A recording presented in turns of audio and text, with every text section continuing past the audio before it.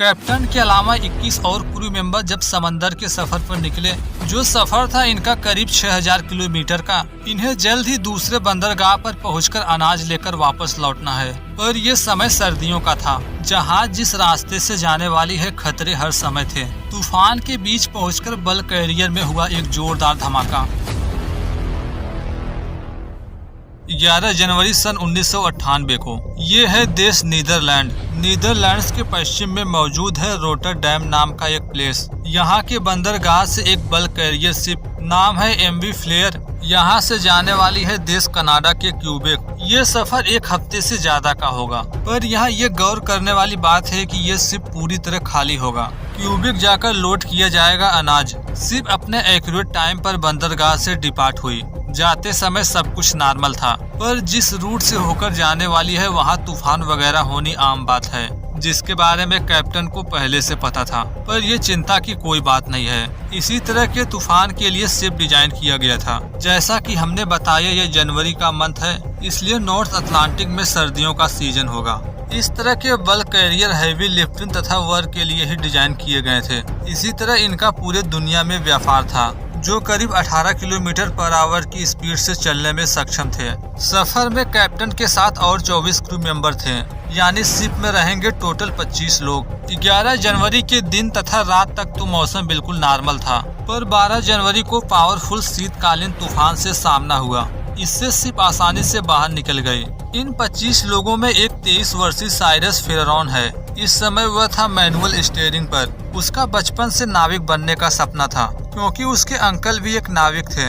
वो अपने चाचा को बचपन से देखा है कि वह जब भी नाव से वापस आते थे, अंकल हमेशा अपनी यात्राओं से खुश और बहुत सारे पैसे के साथ घर आते थे। तभी से वह सोच लिया था कि वह भी एक दिन एक नाविक बनेगा। सिर्फ 6000 किलोमीटर की यात्रा पर आधे से ज्यादा की दूरी तय कर चुका था। सिर्फ अनाज का माल लेने के लिए बड़े से क्रेन से सुसज्जित है। वह 7 होल्स में लगभग 38,000 क्यूबिक मीटर कार्गो भर सकता है। शिप जैसे जैसे अपने मंजिल की तरफ बढ़ रहा है, उसी समय डेक के नीचे चौथे इंजीनियर बोस्ट में से एक की मरम्मत कर रहे थे। मेंटेनेंस का काम सफर के बीच ही क्यों हो रहा, यह एक बहुत बड़ा सवाल था, जिसका पता चलेगा आगे। फिलहाल चौथे इंजीनियर को यह काम पूरा करने में पूरा 1 दिन लग गया। जहाज जिस कनाडाई शिपिंग चैनल केविन स्टेट की ओर जा रहा था, यह क्षेत्र खासकर खराब मौसम के लिए ही जाना जाता है। शिप जैसे ही खराब मौसम में पहुंचा, चीफ ने स्पीड को घटाकर 5 नोट करने को कहा। यदि कैप्टन के बारे में बात करें,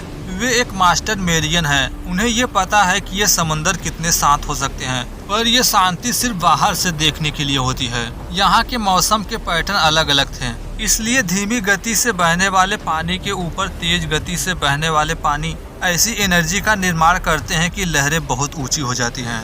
तूफान, तेज हवाएं तथा ऊंची ऊंची लहरों की वजह से शिप जब कुछ ज्यादा ही मूव करने लगा, तो उसके बगल में रखे लाइफ बोट को सिक्योर करने के लिए सभी लोग भागकर पहुंचे उसी के पास। जैसा कि शिप खाली है, इस वजह से शिप में वाइब्रेशन काफी तेजी से हो रहा था। लहरों की वजह से शिप बार बार ऊपर नीचे हो रही थी।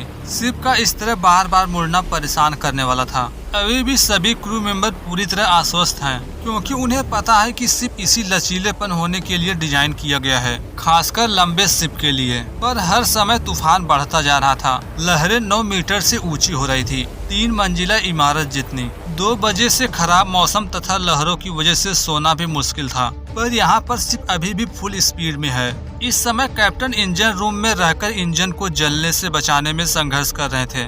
जैसा कि इस समय लहरें काफी ऊंची थी, इस कंडीशन में न चाहकर भी शिप कभी लो स्पीड से चलती थी तो कभी हाई स्पीड से। उसे एक समान एडजस्ट करके रखना बहुत बड़ी समस्या थी। ऐसा इसलिए होता था क्योंकि जब जहाज लहरों से गुजरता तो पिछला हिस्सा पानी से ऊपर उठ जाता था। इस सिचुएशन में स्पीड स्लो होती थी, पर जैसे नीचे आता, प्रोपेलर की वजह से फिर से फुल स्पीड में चलने लगता। इनकी नजरें हर सेकंड इंजन पर ही रहती थी। ऐसे ही अगले 2 घंटों तक चलता रहा, जिसकी इन सभी ने कल्पना नहीं की थी। अंत में वही हुआ। अचानक करीब 4:40 पर जोरदार धमाका हुआ।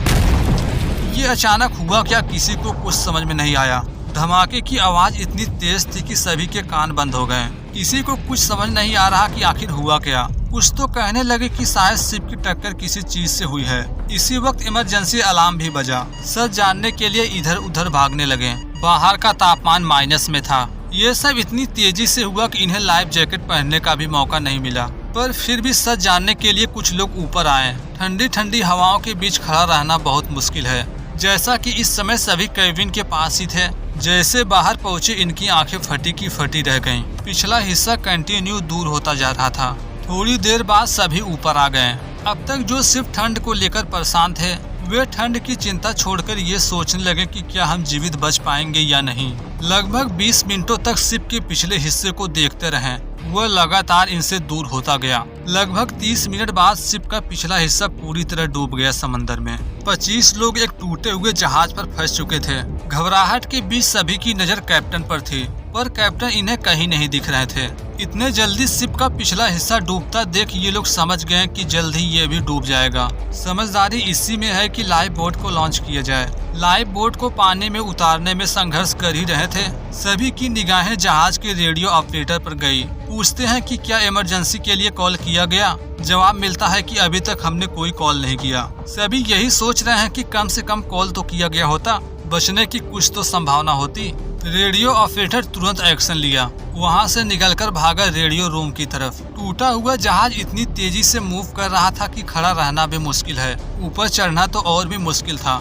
रेडियो ऑफिसर्स अभी भी सीढ़ियों को पकड़कर ऊपर जाने के प्रयास में लगा था। फाइनली उसने जैसे तैसे 20 मिनट का डिस्ट्रेस कॉल कनेडियन अथॉरिटी तक पहुंचा दिया। कनेडियन कोस्ट गार्ड को जैसे ही इमरजेंसी की सूचना मिली, ऑफिसर्स ने एक मैसिव रेस्क्यू ऑपरेशन अटेंड किया उस क्षेत्र में। रेडियो ऑपरेटर ने कनेडियन कोस्ट गार्ड को जो लोकेशन दिया था, वहां एयरक्राफ्ट तथा हेलीकॉप्टर को 6000 स्क्वायर नॉटिकल माइल्स एरिया में उड़ाया गया। ये पता करने के लिए क्या वे उसी लोकेशन पर हैं या तूफान ले गई है कहीं और। रेस्क्यू टीम यही उम्मीद लगाई हुई है कि कुछ लोग जीवित बचे होंगे। जैसा कि अभी भी उजाला होने में कुछ घंटे बाकी थे, यदि कोस्ट गार्ड टूटे हुए शिप तक पहुंच भी गई तो टूटे हुए शिप को देखना मुश्किल होगा। पर अभी जो भी सिचुएशन थी, सभी क्रू मेंबर बचने के लिए शिप के रेलिंग से चिपके हुए थे, क्योंकि जहाज लगातार जा रही थी नीचे। शिप का जो सबसे ऊपर वाला हिस्सा था उसी पर थे सभी। इस समय तक सभी के मन में यही सवाल था कि आखिर शिप बीच से टूटा कैसे। इसके बाद इनके साथ कुछ ऐसा होने वाला है जिसकी किसी ने भी कल्पना नहीं की थी। शिप के टूटे हुए हिस्से पर गौर किया गया तो पता चला यह बिल्कुल क्लीन फ्रैक्चर है, बिल्कुल ब्रिटल फ्रैक्चर की तरह। मतलब ये टूटने पर बिल्कुल वैसा ही दिख रहा था जैसा टूटने पर दिखता है एक कांच। इस तरह के बल कैरियर शिप को डी ग्रेड स्टील से बनाया जाता है, जिससे ये होते थे बहुत लचीले। इसलिए शिप को इस तरह टूटना नहीं चाहिए। शिप के पास्ट के बारे में बात करें तो ये शिप बना था सन 1972 को। इसका मतलब शिप सन 1998 तक हो चुका था, करीब 25 वर्ष पुराना, जो एक बल कैरियर के औसतन लाइफ स्पेन से 8 वर्ष अधिक है। पर क्या शिप का पुराना होना ही इसके टूटने का रीजन है? जिसका जवाब हाँ तो नहीं होगा, पर इसकी कड़ी जुड़ी थी इसी से। पर असल गलती शिप के बंदरगाह से निकलते समय ही हुई थी। जैसा कि हमने स्टार्टिंग में ही बताया कि शिप पूरी तरह खाली थी। ऐसे सिचुएशन में शिप यदि किसी नॉर्मल समंदर में चले जहां लहरें बिल्कुल शांत हो, तो यहाँ पर शिप का फॉरवर्ड ड्राफ्ट पानी में डूबा रहेगा।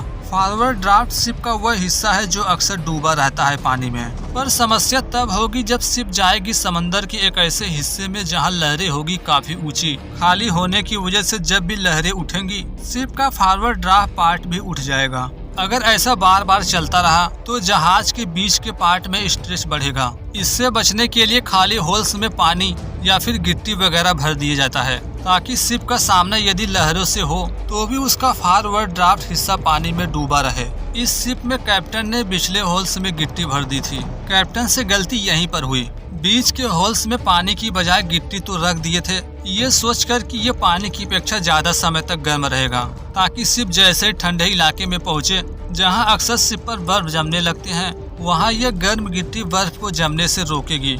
यहाँ तक तो सब कुछ ठीक सोचा गया, पर उस बीच वाले के अलावा किसी भी बैलेंस टैंक में पानी या फिर गिट्टी नहीं रखा गया, जिसका सबसे बड़ा रीजन था कि टैंक को जंग खा गया था। मरम्मत की जरूरत थी। यदि आपने अब तक सभी चीजों को ध्यान से सुना तो हमने बताया था जब शिप दूसरे दिन के सफर पर थी तो उस समय दूसरे ऑफिसर्स गए थे बैलिस्टिक टैंक में मरम्मत के लिए। पर शिप के बंदरगाह से निकलने की 1 हफ्ते पहले उसकी मरम्मत की जरूरत थी। मेंटेनेंस का ऑर्डर भी पास कर दिया गया था। पर इसी बीच कनाडा से ट्रांसपोर्ट का ऑर्डर मिला। क्रू को पूरा भरोसा था कि 20 सफर में ही शिप की मरम्मत कर लेंगे, पर असल में ऐसा कुछ हुआ नहीं। पर जंग की वजह से शिप में पहले से ही कई सारे क्रैक थे। कई सारे बैलेस्ट टैंक के खाली होने की वजह से शिप जब भी लहरों की वजह से ऊपर उठती थी तो उसी फोर्स से आकर टकराती थी नीचे, जिससे सारा इम्पैक्ट जहाज के बीच में पड़ा। और फिर हुआ क्या, जहाज बीच से ही टूट गई। अभी जो हुआ सो हुआ। टूटे हुए शिप पर फंसे हुए 25 लोग सोच रहे थे सिर्फ जान बचाने के बारे में। शिप जैसे जैसे डूब रहा है ये पिछले हिस्से में जाने के लिए मजबूर थे।